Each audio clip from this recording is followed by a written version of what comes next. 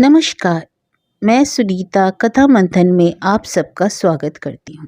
कथा मंथन में आज सुनिए आशापूर्णा देवी जी की कहानी हितैषी।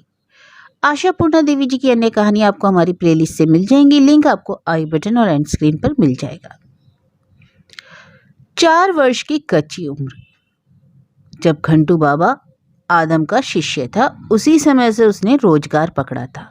चाहे उससे 2-3 पैसे ही जुटते हो, पर रोजगार तो था ना। बस्ती के सारे बच्चे हाथ में टोकरी लेकर कोयला चुनने रेल लाइन के किनारे दौड़ जाते। घंटू भी उनके पीछे पीछे दौड़ता। उसकी कमर में बंधे तागे से लटका तांबे का पैसा नाचता रहता था। साथ साथ बस्ती के ही कुछ लोग, जिनकी हालत इनसे थोड़ी अच्छी थी, यानी जो कमाऊ थे पर धनी नहीं थे, वे 2-4 पैसे देकर इनसे कोयला खरीद लेते। और खरीदती थी आसपास के गरीब गृहस्थ की घरों की स्त्रियां। वे जलपान के नाम पर पति से पैसे लेती, मगर काम इन पथरीले और अधजले कोयले से चलाकर कुछ पैसे बचा लेती। घंटू को प्रायः सभी पसंद करते, क्योंकि कोयला चुनने में वह बड़े बच्चों से कम नहीं था, मगर हिसाब लगाने में एकदम बुद्धू। एक बासी रोटी या 2 सूखी डबल रोटी के टुकड़े के बदले ही 1 टोकरी कोयला उड़ेल देता। कुछ लोग अपने विवेक का गला घोटकर लेन देन का हिसाब बैठा लेते, लेकिन जिसमें थोड़ा भी विवेक बाकी रहता, वे कहते, अरे क्यों रे, घंटू जा रहा है, कोयले का दाम नहीं लेगा। घंटू अकारण दांत निपोरकर हंसता हुआ कहता, 2-3 जिसे जो सही लगता उतने पैसे दे देता। पैसे मिलते ही घंटू दौड़ जाता भूंजा वाले की दुकान पर। उन गृहस्थ स्त्रियों में ही किसी ने एक दिन एक फटा हुआ हाफ पैंट देखकर उससे कहा, ए घंटू, इसे पहन ले। छी, इतना बड़ा लड़का नंगा घूमता है, शर्म नहीं आती। शर्म का एहसास अब तक उसे था नहीं, मगर इस प्रश्न को सुनकर घंटू के चेहरे पर शर्म की लाली फैल गई। सिर झुकाकर बोला, बुढ़िया देती ही नहीं। अच्छा, मैं दे रही हूँ, ले ले। घंटू ने हाफ पैंट ले लिया और काफी संघर्ष कर पहन भी लिया। दोनों पांव एड़ी को छूने को और कमर को एक कपड़े के टुकड़े से बांधना पड़ा। फिर भी घंटू की खुशी का पारावार नहीं था। सभ्यता की ओर यही उसका पहला कदम था। बुढ़िया कहकर जिसे घंटू धिक्कार रहा था, वह थी उसकी दादी। बेटा बहू दोनों चल बसे थे और पोता उसके लिए एक बला से अधिक नहीं था। उसका परिवार उसकी बेटी और बेटी के बच्चों से ही बनता था। बड़ी दया करके वह सुबह शाम 2 मुट्ठी अन्न उसके आगे डाल देती। घंटू के लिए उतना ही पर्याप्त था। सारे बदन पर काई सी जमी रहती, दांतों पर धब्बे, बहते हुए कान, मगर घंटू का जीवन मजे में कट रहा था। अब हाफ पैंट पहनकर खुशी और बढ़ चली थी। अपने को 30 मार खां समझने लगा था। धीरे धीरे हाफ पैंट उसकी चमड़ी पर जमकर बैठ गया। पता नहीं कैसे क्या हुआ, एक दिन हाफ पैंट पहने इठला रहा था कि उसकी बुआ फूलमणि को उसके रोजगार का ख्याल आया। बस लगी उसके कान जोर से खींचकर, ए छोरा, कोयले के पैसे का क्या करता है रे तू? अपना कान वापस खींचते हुए घंटू बोला, मारती क्यों हो? झाल चना खाता हूँ, मारू नहीं तो क्या पूजा करूं? राक्षस जैसे थाली भर भर कर दिन में 2 बार खाता है, फिर भी पेट की आग नहीं बुझती। मुफ्त का भात आता है क्या? कल से पैसे लाकर मुझे देना। नहीं, गर्दन झुकाकर घंटू बोला। मगर इधर जवाब निकला और उधर बुआ का एक और थप्पड़ कि उसकी गर्दन झुकी थी सीधी हो गई। अरे, मुंह पर जवाब देने लगा है। कल से मत खाना, मैं भी देखती हूँ तेरी दादी कितने प्यार से खिलाती है।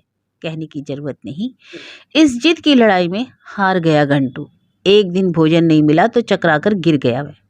भूंजा वाले की दुकान पर वह कमी पूरी न कर सकी। बुआ के आके स्वीकार करना पड़ा कि कोयले के पैसे वह मूढ़ी चने खाकर बर्बाद नहीं करेगा, बल्कि सारे पैसे बुआ के हाथों में लाकर देगा। मगर अगले दिन सुबह, जाने तेरा क्या भरोसा, कहकर बुआ ने अपनी 10 वर्षीय बेटी को चौकीदारी करने के लिए घंटू के पीछे भेज दिया। कोयला तो वह भी चुनती थी, पर वाचाल हो गई थी, इसलिए बस्ती के 13-14 वर्ष के लड़कों के साथ चक्कर काटती थी। ममेरे भाई पर उसका ध्यान नहीं जाता। माँ का निर्देश पाकर घंटू की निगरानी के बहाने उसकी अभिभाविका बन बैठी। अपने साथ घंटू को लेकर घर घर जाती, आसपास की बहुओं के साथ कोयले का मोल भाव करती और याद दिलाती रहती कि घंटू को बुद्धू समझ अब तक लोग उसे लूटते हैं, पर दाम न जचता तो फिर घंटू को लेकर झटके से बाहर आ जाती। परिणाम यह हुआ कि अब तक जो 1-2 बासी रोटी, सूखी डबल रोटी के टुकड़े और 2 मीठी बातें नसीब होती थी, वह भी बंद हो गई। जो पहले प्यार दिखाते थे वे बोलने लगे, देखो इस छोरे को, खुद से नाईद बन पड़ा तो लड़ने के लिए एक सरदार पकड़ लाया है। घंटू के सुख के दिन लद गए। अब पहले जैसा स्वच्छंद विचरण बंद हो गया। अपनी मर्जी से काम पर जाना बंद हो गया। अब सवेरा हुआ कि बड़ी सी टोकरी लेकर निकलना पड़ता और दिन भर काम करना पड़ता।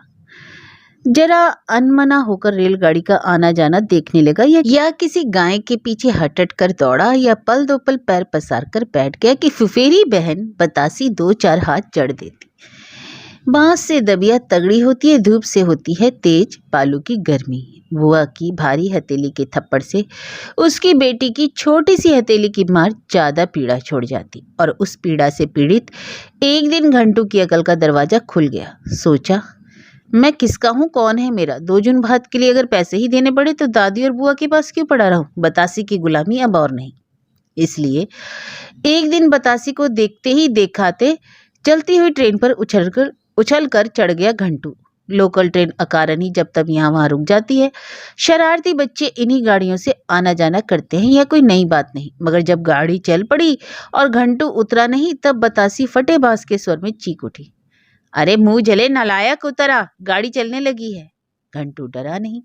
बतासी चिल्लाने लगी, लौटेगा तो पता चलेगा क्या हाल करती है माँ तेरा, तुझे तो यमदार द्वार पहुंचाकर ही रहेगी। इतने डराने धमकाने का भी घंटू पर कोई असर नहीं हुआ, बल्कि वह खिड़की से बाहर मुंह निकालकर अपनी जीभ और अंगूठे दिखाकर बतासी को चिढ़ाने लगा। उसी पल बतासी समझ गई कि घंटू अब वापस नहीं आएगा। हाँ, फिर वह अपने जन्म स्थान पर नहीं लौटा वापस। महज 7 वर्ष का घंटू निरंकुश स्वाधीन हो गया। स्वेच्छानुसार मनचाहे स्टेशन पर उतर गया। स्टेशन का नाम मालूम नहीं था और मालूम करने की इच्छा भी नहीं थी। किसी दिन चाय की दुकान से मांगकर थोड़ी सी चाय रोटी खा लेता, तो कभी स्टेशन के होटल के पास जाकर घंटों खड़ा रहने पर बचा कुचा कुछ मिल जाता। फिर भी बड़ा खुश था। रोज रोज टोकरी लेकर कोयले चुनने के लिए दौड़ना तो नहीं पड़ता। दादी बुआ और बतासी की डांट नहीं सुननी पड़ती। यह कोई छोटा मोटा सुख था क्या? इस 7 वर्ष की उम्र में ही दिव्य ज्ञानी घंटू समझ गया कि सर के ऊपर किसी ऊपर वाले का ना होना ही चरम सुख है। मगर उस सुख की अनुभूति क्षणिक ही होती है। इस दुखमय धराधाम पर सुख जैसी नश्वर चीज और है भी क्या? स्टेशन पर चाय का दुकानदार एक दिन उसे बुलाकर अकारण ही बरस पड़ा, क्यों रे, रोज रोज मुफ्त की रोटी तोड़ेगा क्या? कुछ काम धाम भी किया कर। खाने को तो कुछ खास मिलता नहीं था, इसलिए मुंह चिढ़ाकर घंटू बोला, बड़ा खिलाता है। दुकानदार चिढ़कर बोला, अरे मेरे बाप दादा 14 पुरखों के गुरुवंश का नाती है क्या तू? मैं मर जाऊं तुझे पेट भर खाना नहीं दिया? बोल क्या दूं तुझे?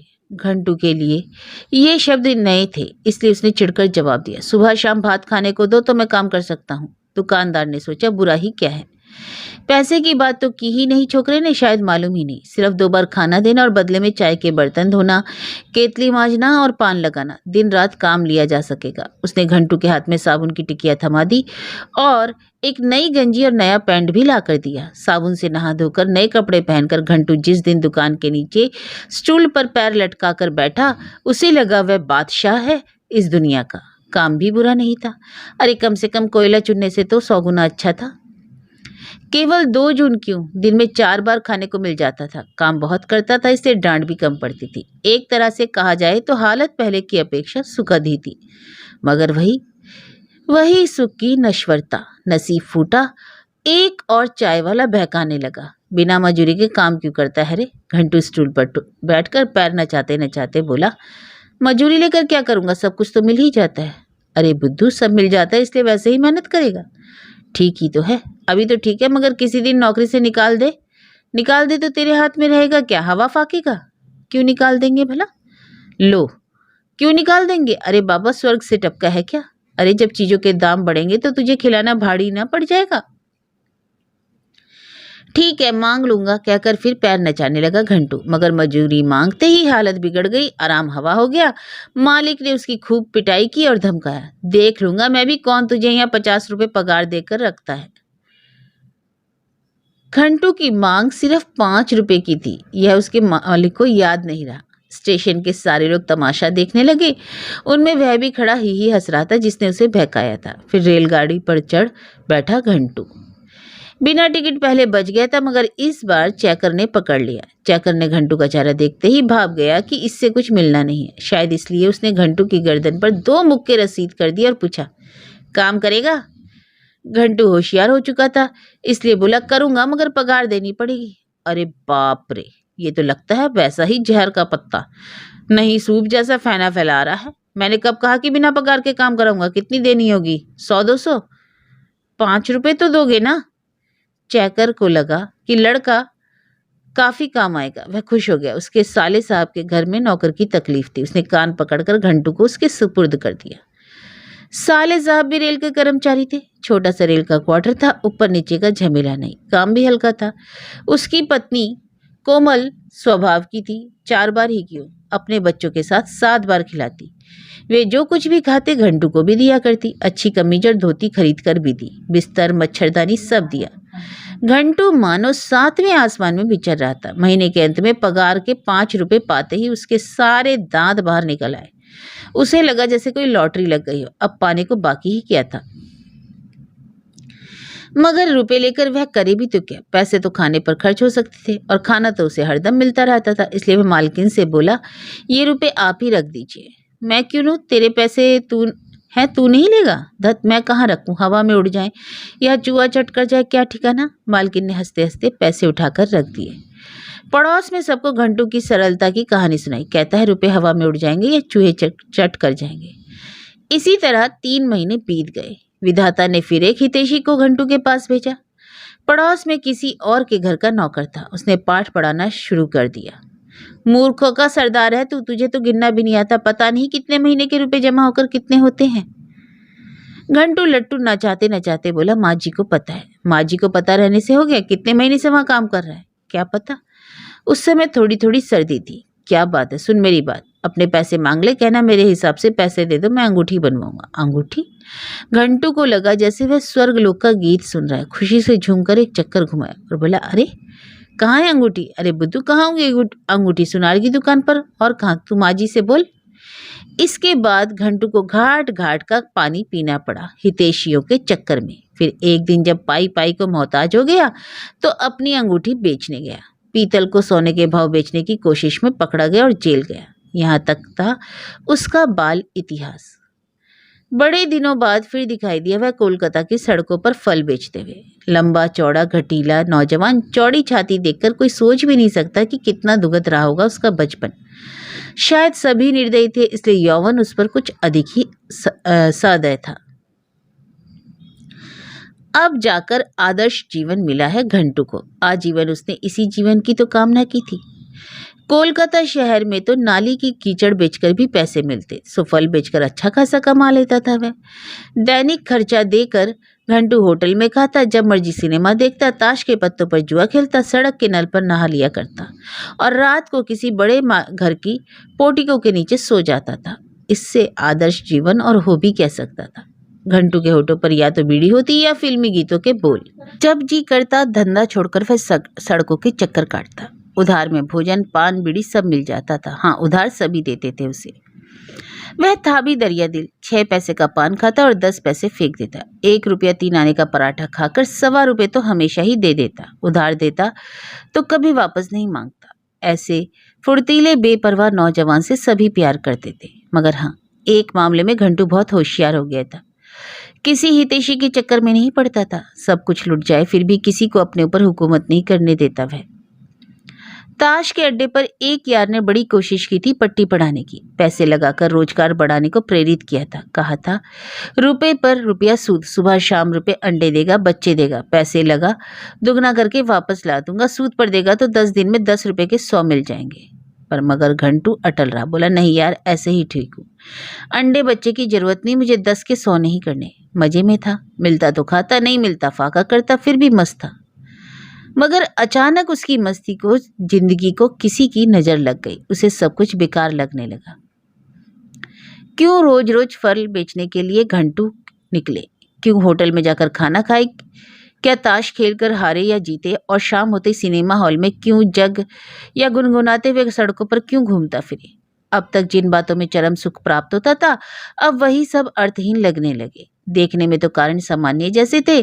रोज सड़क के पार जिस नल पर घंटू नहाने जाता, उसी नल को रोककर एक लड़की बैठी रहती। घंटू का भी रोज का काम था, नल पर जाना, नल रोकना, और उस लड़की का भी। वह वहां पर बर्तन मांजती, कपड़े धोती और बड़े कौशल से साड़ी में लिपट कर नहा भी लेती। घंटू कुछ दिन तो सहन करता रहा, लेकिन एक दिन उससे नहीं रहा गया। बोला, ये तो अच्छा तमाशा है, नल का ठेका ले लिया है क्या? सिर्फ तुम्हें ही काम है और किसी को काम नहीं? लड़की इस हमले से रत्ती भर भी नहीं घबराई। गर्दन घुमाकर आंखों से बिजली चमकाकर बोली, क्या काम है और किसी को? ना बीवी, ना बच्चा, ना घर बार। 2 घंटे रुक भी गए तो कौन सा आसमान टूट पड़ेगा? बरसों पहले एक बार घंटू की आंखों में आंसू छलके थे। आज पता नहीं क्यों फिर आंखें भर आई। शायद एक नारी से टक्कर लेने का अनुभव नहीं था, इसलिए असहाय महसूस करने लगा। जो जीवन उसे परम प्राप्ति का आनंद देता, आज उसी पर किसी को उठाए सवाल ने उसे जबरदस्त तकलीफ से भर दिया। खैर, मन में जो भी हो, आंखों में रोष लेकर घंटू फड़क उठा। और तुम्हारे पास है सब कुछ क्या? लड़की के चेहरे पर अवज्ञा और स्पष्ट झलकने लगी। बोली, है क्यों नहीं? माँ है, बाप है, भाई बहन है। घंटू ने मुंह चिढ़ाकर कहा, है तो मैं क्या करूं? मेरा कोई नहीं है तो तुझे क्या? मेरा क्या? लोग हंसते हैं, बुरा लगता है। 1 नंबर का बुद्धू है रे तू। दोस्तबाजी में हरा कर तुझे ठगते हैं, उधार लेकर वापस नहीं करते। छी! बस यही बात घर कर गई। सोचो तो यही कारण है, नहीं तो कुछ भी नहीं। उसी दिन से गुमसुम है घंटू। जो घंटू कभी दोस्तों के लिए सब कुछ लुटा सकता था, वही दोस्तों की इस निष्ठुरता से टूट गया। अब ताश के अड्डे से बुलावा आता तो घंटू तबीयत ठीक नहीं कहकर टाल जाता। वे उधार मांगते तो घंटू कहता पैसे नहीं है। वे कहते, हुआ क्या हमारे घंटू को? खुद घंटू को ही नहीं पता कि क्या हो गया, मगर फिल्में अच्छी नहीं लगती। गुनगुनाना भी बंद हो गया। कभी होटल जाता तो कभी नहीं। सिर्फ नियमानुसार प्रतिदिन फल बेचने निकल जाता, धीर गति से। गांठ में बंधी पैसों की थैली मोटी होती जाती दिन प्रतिदिन। क्यों ना होती? अब रुपया सिर्फ आता था, जाता जो नहीं था। मगर उससे क्या? जीवन भी जब आसार लगे तो पैसों से क्या? जब वह लड़की नल के पास होती, घंटू उधर नहीं फटकता, जबकि उसका संपूर्ण अस्तित्व चुंबक की तरह नल की तरफ ही आकर्षित होता। अपनी मन स्थिति को समझ पाने में असमर्थ घंटू दिन प्रतिदिन सूखकर काटा होने लगा। ऐसे में अचानक एक दिन वह लड़की आई और कटीली भुई तानकर बोली, ए, नल पर क्यों नहीं आता? नाराज है मुझसे? घंटू ने सिर हिलाया। फिर क्या? यह न बताकर अचानक घंटू ने एक अजीब हरकत कर दी। कमर में बंधी रुपयों की थैली निकालकर उसके हाथ में दे दी और कहा, ले। वाचाल लड़की पहली बार सहम गई। डरकर थैली फेंक दी उसने। 2 कदम पीछे हटकर घबराई आवाज में बोली, तेरे पैसे मैं क्यों लेने लगूं? जमीन से थैली उठाकर घंटू निहाल सा होकर हंसकर बोला, ऐसे ही क्यों लेगी? बदले में जो मेरे पास नहीं है वह दे दे। घर, परिवार, बीवी, और इस बुद्धू की हितैषी बन जा, ताकि फिर इसे कोई लूट ना सके।